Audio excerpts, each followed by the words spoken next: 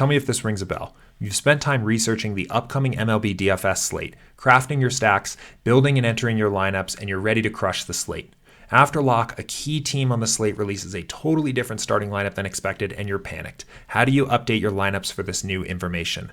My name's Jordan Chand. I'm the head coach here at SaberSim, and in this video, I'm going to teach you the best ways to late swap your MLB DFS lineups.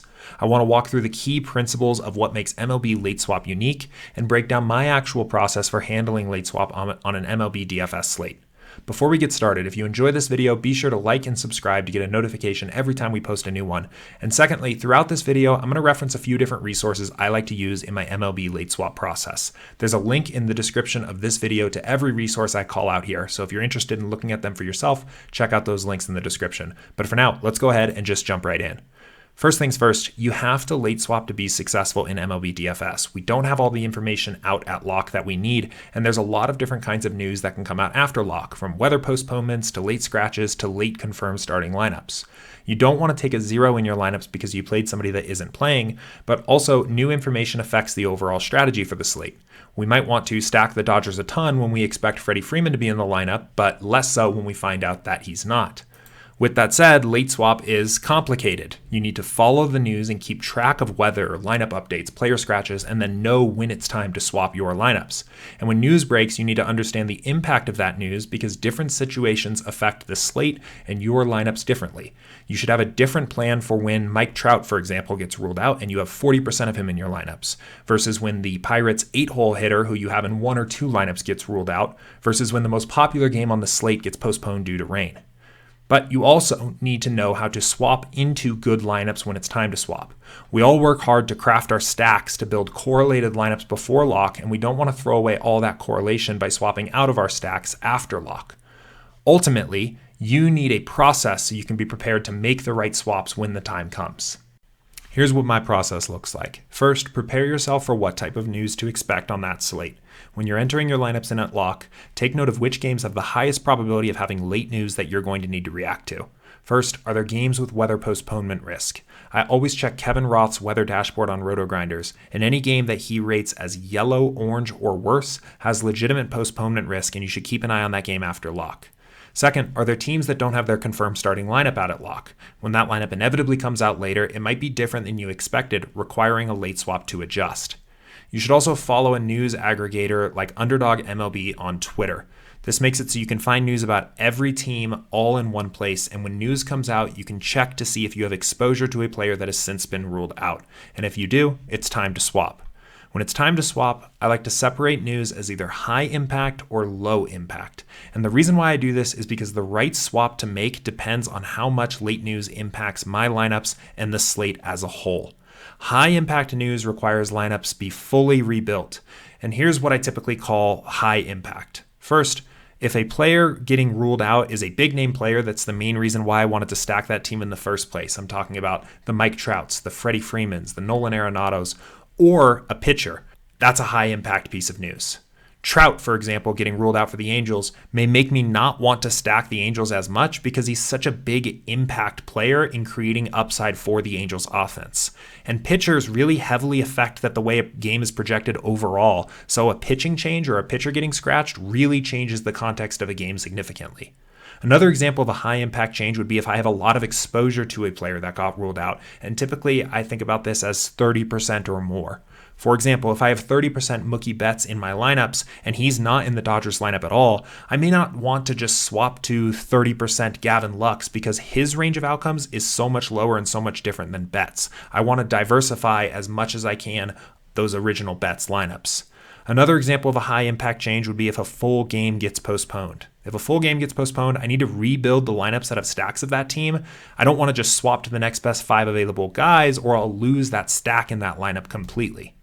Low impact news is basically anything else. This is news that has a small impact overall on the slate and your lineups, and it's generally good enough to just do one-to-one player swaps.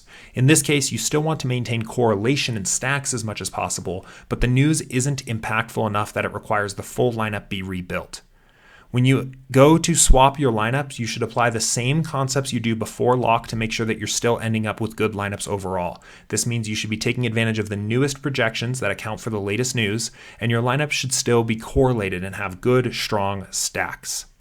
Now, the fundamental problem here, though, is that for how necessary and complicated MLB late swap can be, most DFS tools out there, from the DraftKings and FanDuel global player swaps on the sites to other lineup optimizers, don't really help you do any of this. First of all, these tools don't give you the information you need to make late swap decisions, like what news broke and do I need to swap and how does this news affect my lineups. But second, they don't really provide you the right kind of tools to make the good swaps I was just talking about. On traditional optimizers and with global player swaps, it's difficult to maintain stacks and correlation, and most tools make it hard to make different kinds of swaps and react differently to different types of news. Even if you've got it all down and all figured out, it's going to take quite a bit of time to do it every time there's news, and by the time you get it all put together, some other news breaks. No matter what your MLB DFS process looks like, you need to be able to late swap. But instead of trying to figure this all out for yourself, you can use a tool that can help you. SaberSim can automate a ton of this work, so you're not trying to do this all by yourself every time news breaks. Here's how it all works. As soon as news breaks on a slate, we run new simulations of that game to create new projections and correlations between players and mark any players that are now out as out in our app. Our app will let you know immediately if you have players that you need to swap out of your lineups with this red lightning indicator, and our entry editor tool will help you quickly identify how many lineups you have with players that are out so you can quickly see the impact of this news on your lineups. When it comes time to actually swap, we have a variety of different swap tools that you can use to make changes. Our late swap tool will let you swap for that high impact news I was talking about before. When you late swap, we rebuild the best possible lineup around the players that have already locked, using the new projections and correlations from our sims. Our quick swap tool lets you make fast one-to-one swaps to account for low impact news while maintaining as much correlation as possible. Quick swap will let you swap in the best available player from the same team or the best available player in the entire pool for any players that have been ruled out. Altogether, SaberSim helps a ton with knowing when you need to take action, understanding the impact of this news on your lineups, and making the right decision given the news while making sure you're still playing great lineups after your swaps. Now, let's go ahead and talk about what this actually looks like in practice, and to do so, I'll walk through my real process I would use to late swap my lineups for an MLB slate. As I mentioned before, there's a few things I like to do to prepare myself for what type of late news I can expect on that particular slate, and the first is checking the weather. On Kevin Roth's dashboard, I'm looking for any game that's rated yellow or orange or worse. So for tonight, I would be looking into the Texas and Baltimore game as a game I want to keep an eye on after lock for potential postponement news. I also want to check and see which games have confirmed starting lineups when I build my lineups at lock. And on SaberSim, you can see confirmed starting lineups with this green check mark up here by the team totals for each team. Typically, the West Coast games and teams are the ones you want to keep an eye on. And if I was building lineups right now, I would look for the Giants, Rockies, and Dodgers lineup to come out after lock and potentially late swap to adjust. Finally, I recommend joining our Slack community and keeping an eye on the MLB Lineup Alerts channel in Slack. This channel is plugged in directly to the Underdog MLB Twitter, so you can see news as it's breaking, and also our simulation schedule, so you know when the app has updated with the latest projections and new correlations to account for that latest news. Let's walk through a couple examples of what the late swap process actually looks like. As I noted before, in my research for this slate, I noted that the Texas at Baltimore game has some weather risk, and let's assume that it gets postponed after lock. After the postponement, this game would be removed from the app, and we would see this red lightning bolt indicator showing that we have lineups that have players that are out in them. Now, because this game is a full game postponement, we can categorize this as a high impact piece of news, which means we want to run a late swap. To do that, I'm going to go ahead and click the Build New Lineups button, and we'll turn this build into a late swap build. I'm going to late swap all of my lineups together in one build to make it as efficient as possible, and I'm going to turn the toggle on to only swap lineups containing out players. I don't want to late swap my entire set of 150 here, I just want to rebuild every lineup that includes any players playing in that game. Then I can go ahead and start the late swap build. Once this build is complete, we can see all of our new lineups here. But before we download this entries file, let's just take a quick look over at our stack types. The best part about this here is that all of our great stacks have been maintained. The new lineups that we have here, where we've removed all of the players in the Texas and Baltimore games, have been rebuilt, but we're still getting the great 5-3, 5-2, 4-4, etc. types of stacks that we want to see in our DraftKings lineups. Once we're ready to download, it just takes a couple clicks to get these lineups and new entries into DraftKings and up onto the site. Now let's walk through another example. When we were building our lineups at lock, we noted that the Dodgers didn't have a confirmed starting lineup out, and we have some exposure to Dodgers bats and stacks in our lineups for that particular slate. After lock, we get a Dodgers lineup, and it turns out that Gavin Lux is not in the lineup that particular night. Once we come back to SaberSim, again, we get the red flashing indicator indicating that we have players that are out in our lineups. In this case, Gavin Lux is not a key player for the Dodgers. That's not necessarily a player that makes me want to stack the Dodgers when he's in the lineup and not so much when he's not. Let's go ahead and jump over to the entry editor to see how much exposure we have to Gavin Lux, and then we can make a decision on if this is a high impact or a low impact change. When I search for Gavin Lux in my lineup portfolio overall, I see that I have 4.7% of unique lineups that include Gavin Lux. So coupled with the fact that he's not a key player for the Dodgers and I don't have a ton of exposure to him, I'm comfortable just swapping him into another player. For this, I'm going to use Quick Swap.